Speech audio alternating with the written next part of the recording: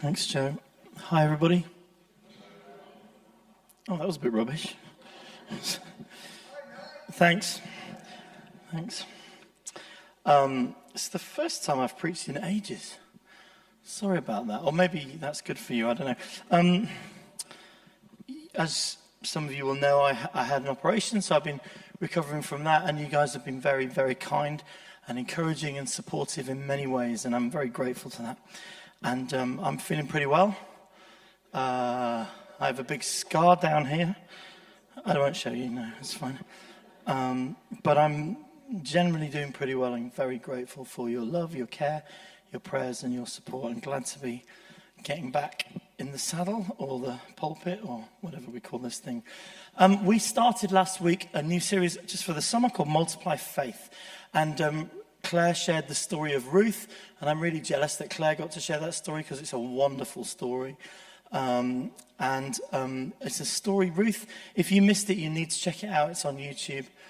It's a story of reconciliation and restoration, and it's a fantastic story. Ruth, although it has major sort of implications right across the whole Testament, the whole of the Old and New Testament, it kind of feels like a personal story, whereas today we're going to do another story of someone in the Old Testament, and it's also a story of incredible restoration, but it feels like it's less personal and more national on a bigger scale, and that's the story of Nehemiah.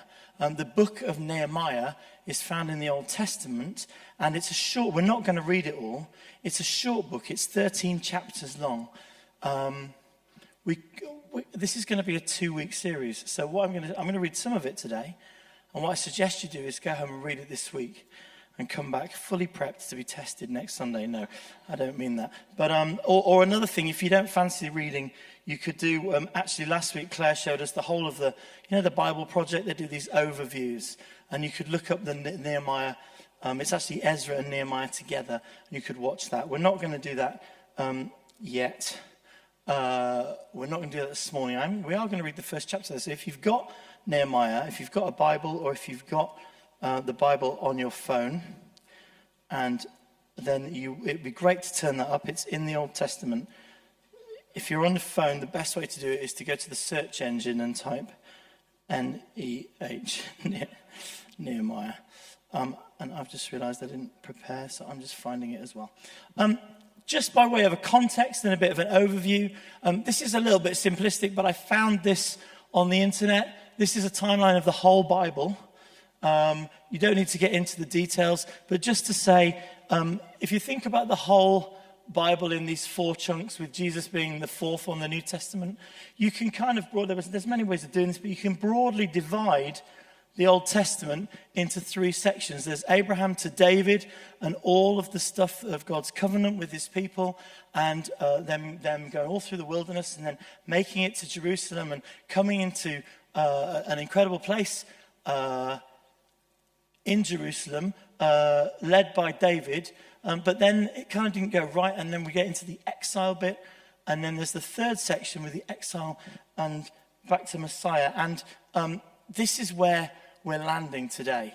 We're landing on the section of the Old Testament where God's people, the Jews, have been in exile. They've been captured by Babylon. They've spent 70 years there, and this is about the restoration of God's people back into Jerusalem. Nehemiah was a Jewish leader, Jewish by culture, but working as a high-ranking official actually in the Persian government. His job was that he was a cupbearer to the king. And this is about the part that he played, as I said, in the restoration of Jerusalem. So the Jews have spent 70 years exiled in Babylon, and after 70 years, though, Babylon itself was taken over by its neighbors, Persia, and the king of Persia was much more sort of favorable to the Jews than the Babylonians have been, and he even started to allow them back to their homeland. And so just here's one more timeline, and what you see here is a timeline of Ezra and Nehemiah. Now, the books of Ezra and Nehemiah were originally, it seems, designed as one book, one big story. So we're taking the Nehemiah part, and that's the 3rd section. But just by way of context, the books of Nehemiah and Ezra thought to have been one complete book, and they tell 3 stories about the rebuilding of Jerusalem. And they're describing the fulfillment of God's promise, which we read about in Jeremiah 25, that despite the captivity and the exile of his people, God would ultimately restore his people to their land. He said he would do that, and he did do that, and it happens through 3 people. The first person is a guy called Zerubbabel. You read this in Ezra. We're not going into this today. Zerubbabel is the guy who goes back to Jerusalem to rebuild the temple. If you remember, as part of the capture of Jerusalem, the temple that David and Solomon had built so incredibly was torn down. But Zerubbabel is the guy who goes back first to rebuild the temple. Okay, and then about 50 years after the temple is rebuilt, the worship is restored. Then Ezra goes back, and Ezra is more of a priest than a teacher, and he goes back, takes back a whole other load of exiles, and starts to re-teach God's people the law, the Torah, and God's commands. And he's like a pastor and a teacher. He's rebuilding community.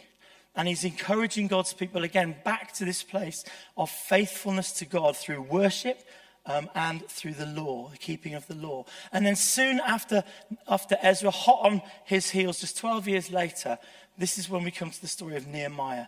And Nehemiah brings yet more people back. And Nehemiah's job is not that the temple's been restored, the people are returning to God. Nehemiah's job is to restore the walls of the city. Rebuild the walls of the city. Now, if you look through all of those 3 stories, you will see some similarities in all of them.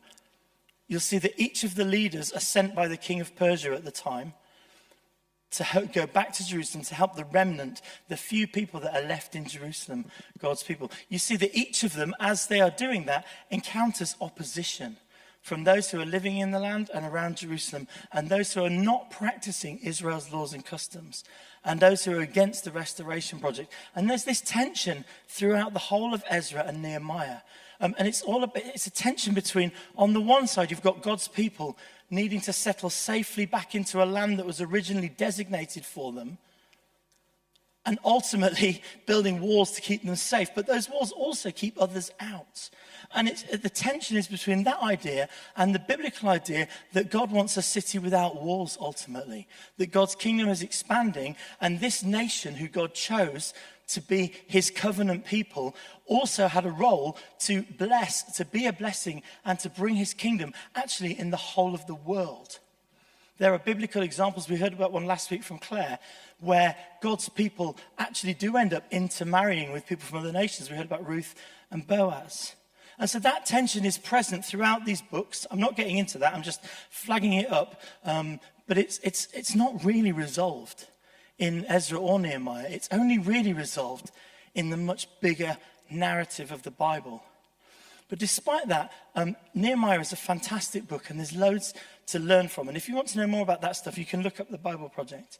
Then when we take the book of Nehemiah, you can basically divide it into 5 sections. And we're going to look at the first 3 today and the next 2 next week. You can look at, there is prayer, where Nehemiah weeps and prays on hearing the news about Jerusalem's walls broken down. There is preparation, where Nehemiah starts to return to Jerusalem, having asked permission of the king and having received resources from the king, and prepares to build the walls. And then there is the rebuilding itself, where the walls are complete and Nehemiah leads the project, despite opposition, despite conspiracy. And then the next 2 sections, which we'll come to next week, are about renewal, where Ezra and Nehemiah together lead the people in a festival and a renewal of their covenant and a dedication. And then there's reality and hope. There's the fact that the walls are dedicated, but the reality is it doesn't get rid of all the problems. Now, you can watch the summary, or you can read it for yourself. But this morning, what I'd like us to do is turn to Nehemiah 1, and I'm going to read it from the NIV version. And it says this: the words of Nehemiah, the son of Hakaliah. In the month of Kislev, in the 20th year, while I was in the citadel of Susa, Hanani, one of my brothers, came from Judah with some other men, and I questioned them about the Jewish remnant that had survived the exile, and also about Jerusalem. They said to me, those who survived the exile are back in the province are in great trouble and disgrace. The wall of Jerusalem is broken down, and its gates have been burned with fire. When I heard these things, I sat down and wept. For some days I mourned and fasted and prayed before the God of heaven. And then I said, Lord, the God of heaven, the great and awesome God who keeps his covenant of love with those who love him and keep his commandments. Let your ear be attentive and your eyes open to hear the prayer your servant is praying before you day and night for your servants, the people of Israel. I confess the sins we Israelites, including myself and my father's family, have committed against you. We have acted very wickedly towards you. We have not obeyed the commands, the decrees, and the laws that you gave your servant Moses. Remember the instruction you gave your servant Moses, saying, if you are unfaithful, I will scatter you among the nations. But if you return to me and obey my commands, then even if your exiled people are at the farthest horizon, I will gather them from there and bring them to the place I have chosen as a dwelling for my name. They are your servants and your people, whom you redeemed by your great strength and your mighty hand. Lord, let your ear be attentive to the prayer of this your servant and to the prayer of your servants who delight in revering your name. Give your servant success today by granting him favor in the presence of this man. I was cupbearer to the king. I'm going to summarize the next part rather than read it, but in chapter 2, what happens is that Nehemiah goes to the king, having asked God for his help, and he asks the king for a leave of absence to go and lead a project back in Jerusalem, back in his homeland, rebuilding the walls. Now, Nehemiah is a high-ranking official. He's a very valuable guy for the king. It's a bold move. It's a big ask. But he does ask, and he is given permission and authority and the resources to travel back to Jerusalem. And so the next part of chapter 2, we read about Nehemiah and his team inspecting the ruins, just having a look around, doing a sort of fact-finding mission, preparing, looking at what reality's going on the ground. And then the last section, which I will just read to you from chapter 2, only because I find it really stirring and inspiring, is where Nehemiah then sort of stands before the people and he kind of gives them the vision speech. And this is chapter 2, verse 17. And he says, I said to them, you see the trouble we are in. Jerusalem lies in ruins and its gates have been burned with fire. Come, let us rebuild the wall of Jerusalem and we will no longer be in disgrace. I also told them about the gracious hand of my God on me and what the king had said to me. And they replied, let us start rebuilding. And so they began this good work. But when Sanballat the Horonite, Tobiah the Ammonite official, and Geshem the Arab heard about it, they mocked and ridiculed us. What is it you're doing, they asked. Are you rebelling against the king? I answered them by saying, the God of heaven will give us success. We, his servants, will start rebuilding. But as for you, you have no share in Jerusalem or any claim or historic right to it. And that's the end of chapter 2. And I love that. It feels like a Shakespeare speech or something where the end the king is standing there going, come on, rah, rah, let's do this, people. And so what happens next, in summary, I'm not expecting you to see all those words, by the way, but that is a picture of what Jerusalem something like would look like. Actually, you can see when they rebuilt the walls, they rebuilt it smaller. But all of these walls and gates are there. And the rebuilding started at the sheep gate, which symbolizes the sacrifice. That's the place where they would bring the sheep in to the temple. And so basically Nehemiah started at the sheep gate and he went around the whole of the place and he assigned different sections, different gates and different sections of the walls to all the different families and all the different people that were there. And they got to building. And while they were building, there was plenty of opposition. There were people, they were highlighted in that little section I just read. Opposition comes first in the form of verbal abuse, then in the form of physical threat. And Nehemiah has to get the families to basically share building with security. So in other words, one person's building and one person's standing there with a sword waiting just to fight off anybody who's coming and threatening. And so it seems like they're going to get slowed down. But the operation continues and the opposition continues, ultimately with distraction and disinformation and ultimately conspiracy against Nehemiah. But to cut a long story short, all of that fails and the walls get built. And they get built in 52 days. And that reconstruction of the wall of Jerusalem brought safety to the people in the city. And not just safety, but honor. You see, city walls keep enemies out. For the previous 50 years, even though the temple had been restored and worship was going on, the remnant of God's people were vulnerable. Vulnerable to attack, vulnerable to their enemies. But once the walls were rebuilt, it's almost like Jerusalem's credibility went right up again. And it's summarized in this verse in chapter 6, when Nehemiah summarizes and says, when all of our enemies heard of it, that's the rebuilding that had happened, all the nations around us were afraid and fell greatly in their own esteem. For they perceived that this work had been accomplished with the help of our God. And that's a kind of summary of the first 7 chapters of Nehemiah. Now, I've heard this book preached a few times. And it's clearly an incredible feat of restoration. And it's led by a remarkable and effective leader. And one common way of preaching or analyzing this book is to focus on the narrative of the project, the building project. Okay? And particularly on Nehemiah's example of just fantastic, strong, strategic leadership. I've heard this story cited in many Christian leadership articles. And I've heard it preached in several churches who are planning building campaigns. And all of that is true. Nehemiah clearly is an incredible strategic leader. This is an example of great project management with amazing faith and clear strategic steps. You know, pray, prepare, share vision, delegate, manage resources, motivate people, deal with the opposition. Expect to have people come at you, but don't be sidetracked or put off by it. Stay focused. And if you wanted to summarize that narrative, it would be, with faith, God and his people can achieve extraordinary things. And if only it were that simple. There's nothing wrong with that. I love that. It's absolutely true. Nehemiah needed unshakable, incredible faith to pull this project off. But that's not where I want to focus for today. Because I think there's a deeper message for us. And it's all around chapter 1, which we read. And chapter 1 is where the story highlights in quite some detail the prayer that Nehemiah prayed before he started on this project.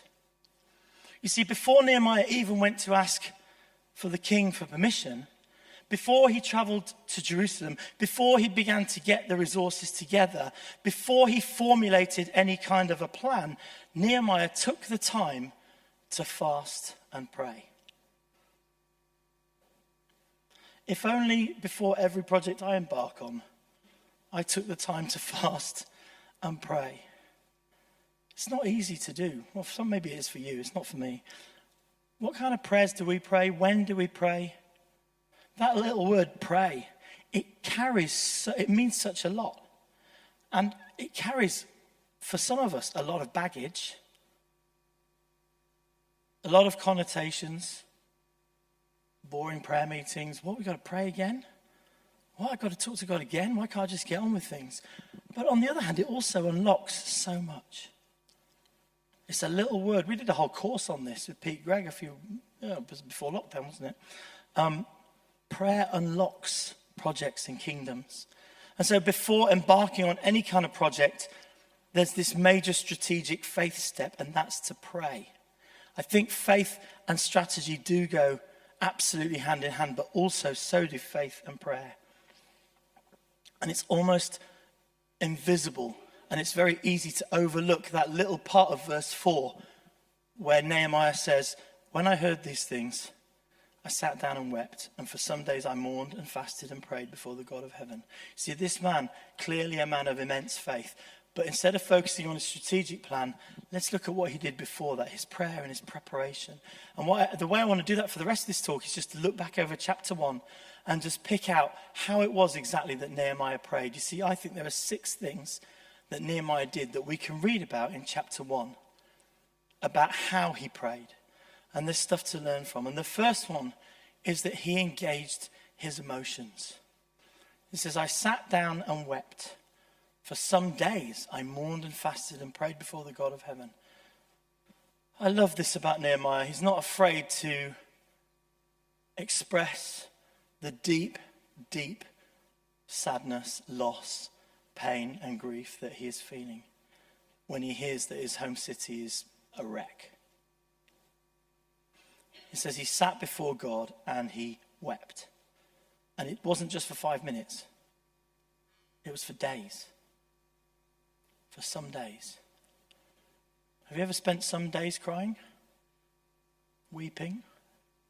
This is an example of an emotionally healthy leader who is in touch with his feelings and who doesn't feel the need to stand up in front of his people or his family or anybody and say, everything's fine. Because it's clearly not. And before he jumps into action or even into prayer, I love that Nehemiah just took the time to be present to the feelings. A little bit like mindfulness, but over days. He's paying attention. What am I feeling right now? And so what about us? Well, a question for all of us. Where are our broken walls? What is our equivalent of Nehemiah hearing about the walls of his city being in such a state? What causes us, honestly, to sit down and weep? Maybe it's personal. Maybe it's to do with health, physical health, mental health. Maybe it's to do with employment, finances. Maybe it's to do with strained or broken relationships, loneliness. Or maybe it's not us particularly. Maybe it goes beyond us. It's our family. It's our community. It's our friends, the people close to us who are suffering, who are really going through it. Or maybe it's even bigger than that. In Nehemiah's case, it was a big thing. Maybe it's our culture. Kevin was just sort of leading us as we prayed about this morning. Maybe it's the social problems that we see, the news, the war, the famine, the poverty, the politics, the economic crisis, the government, the injustice, the persecution, the stuff that's happening in our wider world. How engaged do we allow ourselves to become in what we're seeing around us? Nehemiah sat down and wept. And it's okay to sit down and weep about the stuff that's going on. Another question that I think is worth contemplating in the mix of this is, where have we been sent to? Because Nehemiah, although he'd grown up in captivity, had obviously felt an affinity with his homeland culturally. Where have we been sent to? Where are the places where God gives us favor? What vision and passion do we carry? What is God laying on our hearts? I'll just let you into one of mine. I am really, really, really exercised and concerned about the state of mental health among young people in our culture and in our nation right now. I was before COVID, and I am even more after COVID. And I know some young people who are really going through it. And looking around at you, nodding, many of you do too. Okay? That's just something that I feel concerned about a lot of the time. Primarily, I have influence here in the church here and in Winchester. So I assume that God might want us to do something about young people's mental health in Winchester. We've prayed about that for some time. And then we were offered a youth bus and we said yes. And in September, it's starting to go out to schools to start addressing some of the problems of young people and mental health. That's just one example. Grieving and mourning is an essential part of suffering or loss. And it's so important to process our emotions in a healthy way. God is with us in our troubles, whether they're individual, personal troubles, or whether they're big corporate troubles. 2 Corinthians 1 says, "Praise be to the God and Father of our Lord Jesus, the Father of compassion and the God of all comfort." The Bible says that God comforts us in our troubles. It's okay to spend our time weeping and mourning and engaging with our emotions over the stuff that's going on. But I would add this, it can also be possible to get stuck there and never move on from there. And we've got to be careful of that too. Because Nehemiah didn't just weep and mourn, he took the time to feel the feelings, and then he took those feelings into the next stage, which for him was fasting and intercession. He allowed his emotions to drive his prayers. And that's kind of what I want us to learn from. You see, the way that Nehemiah prayed, the next thing he did was that he declared truth. He said his prayer opened with this: Lord, the God of heavens, the great and awesome God who keeps his covenant of love with those who love him and keeping his commandments. He starts with declaration. He starts with praise. He first looks to God, not to the brokenness. Now, that's not always easy when we are going through it. It's very easy to look at our own stuff and the things that are going on around us, especially when situations are just they don't seem like they're getting any better. But Nehemiah does this. He looks to God first. He declares truth first. When we plan our worship sets here, we try very hard to sing primarily about God, about his nature and his character. And sometimes we do sing about us, but we try very hard not to sing about us first. Do you see what I'm saying? God's songs, not me songs. It can be so easy to forget this and just jump into our own stuff. The things that are right in front of us. And let me get this, make sure you hear this. God does care about the things that are in front of us. It's not wrong. But it's just a really good thing to do. It's a really good principle to look to him first. You see, he is the creator of heavens and the earth. He's got the resources of the universe at his fingertips. He wants to act to bring about change and kingdom transformation. He wants to bring about healing, but he wants to do it with us. The relationship he has with us is so important to him. It talks about it there, the covenant of love with those who love him. He doesn't just want to fix things on his own. He wants to fix things with us. He wants us to be involved. And so when we worship him, it's a really good thing. Whenever we're praying, we just start to declare the truth about who he is. Now, if you don't know the truth about who God is, here's a little list for you, okay? Here's just something I Googled, okay? Brilliant Bible search engine, Google. Literally, what is the truth about God from the Bible? Here's just 12. There was more, but I boiled it down to the summary statements. God is trustworthy. God is for the sinner. All of this is in the Bible. God's grace is greater. He reveals his glory through his people. I won't go through it all, but there is the truth about God. And if you need to know the truth about God, if you don't know how to start your prayers, if you're feeling so dragged down or bogged down or weighed down by what's going on, then this is a really good place to start. Declare the truth about God, who he is from the Bible, and not just who he is, what he's done. What he's done in history, what he's done in our lives. Think back to the times when God has blessed you or kept his promises or been faithful to you, and start there. If you don't already do this, I strongly suggest that we make a journal, that we document what God does in our lives, because that's the place to look back to when things are tough. I love this, absolutely love this verse. Psalm 78:4, we will tell the next generation the praiseworthy deeds of the Lord. We need to keep the stories of God alive.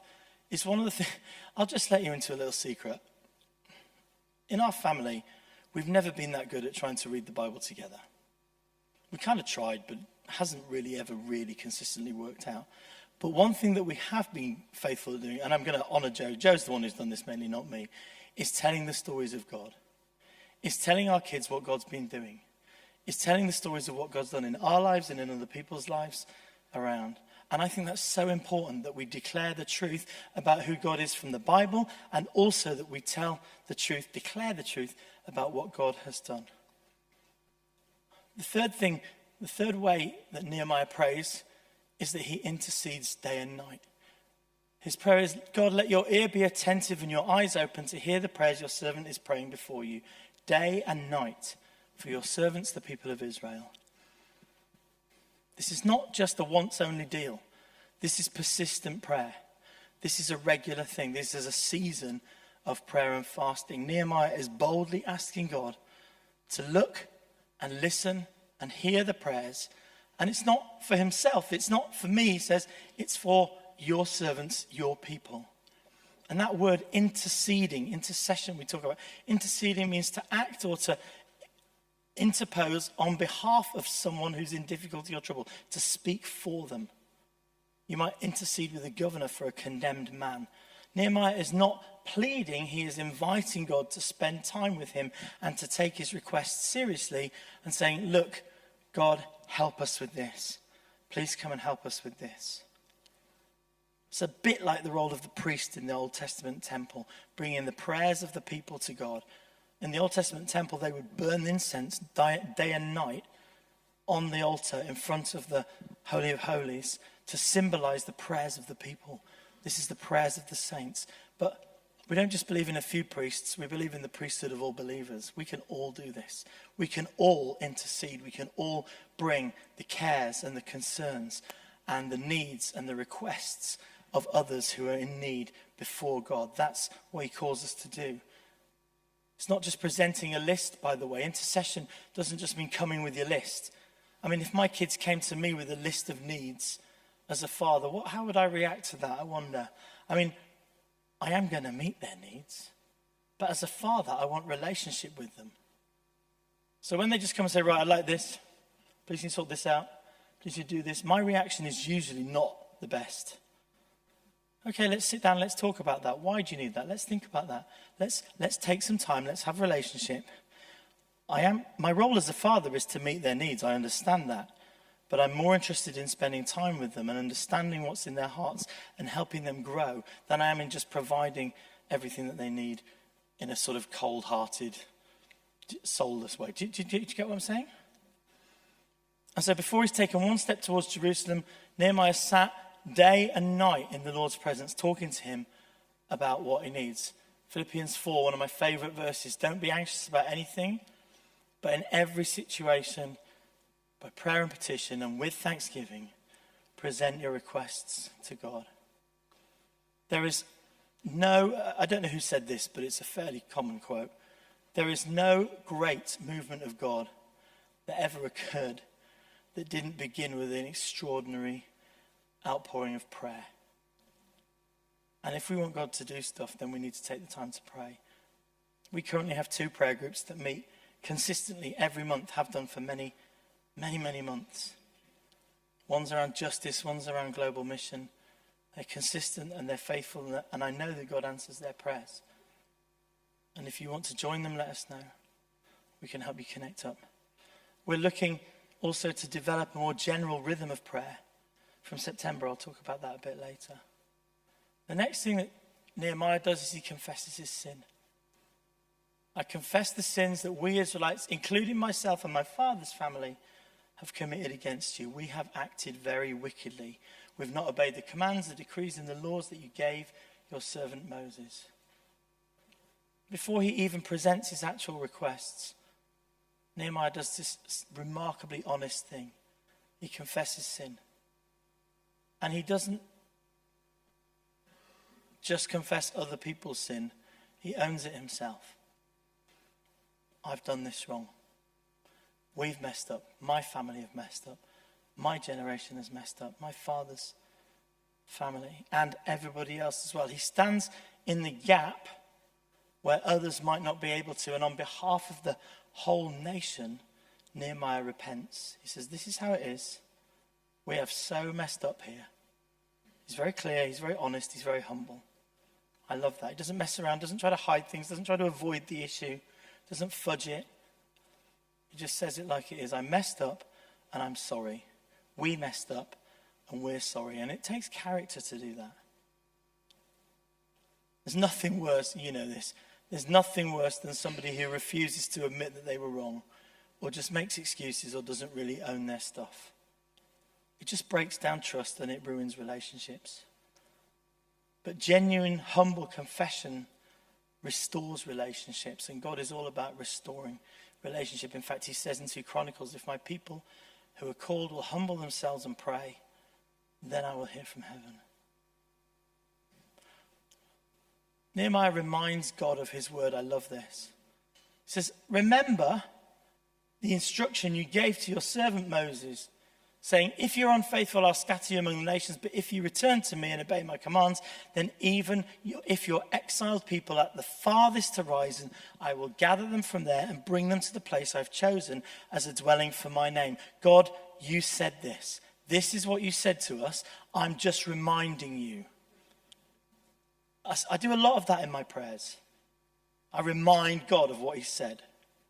In fact, I even write them down so that he can read them so I don't have to keep saying them. These people are your servants.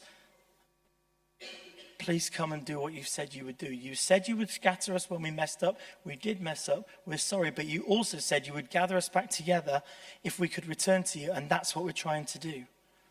I think that's so important. So it's worth taking a moment, isn't it, to ask ourselves, what has God said to us? What has God said to us that we haven't seen come about? What significant words have been spoken to us? What truth from the Bible can we declare over our situation? Not to hype things up, but to remind ourselves and to press into the plans God has for us as we partner with him. Lastly, at the end of all that, having done all that, I wonder what happened to number 6. Maybe I never got it. He prays specific, bold requests. Lord, let your ear be attentive to the prayer of this your servant and to the prayer of your servants who delight in revering your name.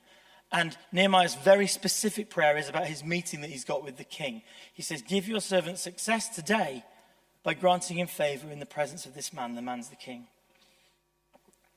So after declaring the truth about God and pressing in day and night and confessing his own sin and the sins of his people and reminding God of the words that he's already spoken, Nehemiah presents his specific, bold request to God. Please help me with this meeting. Listen to my prayer. Give me favor with the king.